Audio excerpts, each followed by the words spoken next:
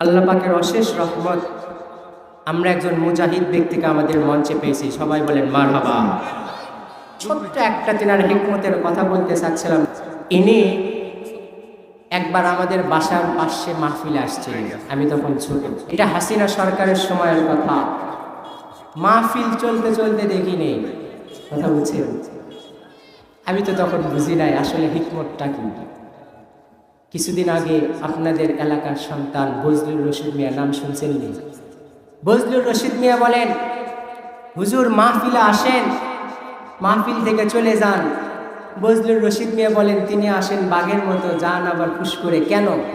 হুজুর নাকি তিনাকে বলেছিলেন এটা হিকমত। এটা কি হিকমত? পালায়ন নয়, বরং হিকমতের সহিত ময়দান থেকে যাওয়া।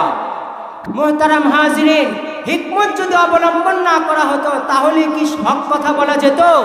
কথা বলেন না কেন? ইসলাম কায়েম করা সম্ভব, হিকমত ছাড়া কখনো ইসলাম আনা সম্ভব নয়। কথা বুঝতে পেরেছেন? আল্লাহ পাকের অশেষ রহমত, আজকে হুজুরকে আমরা পাশে পাইছি। ঈদের মধ্যে যত মার্কেট হয়, নিউ মার্কেটে যাবেন, কসমেটিক্সের দোকানে যাবেন, কারা বেশি কসমেটিক্স কিনতে আসছিল? আরে শুনে না, মুরব্বী খুব উত্তেজিত, মুরব্বী।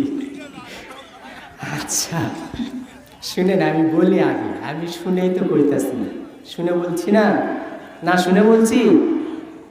কসমেটিক্সের দোকানে যাবেন, 100টার মধ্যে 95টা যায় জেনারেল শিক্ষিতের বউ। কয়টা?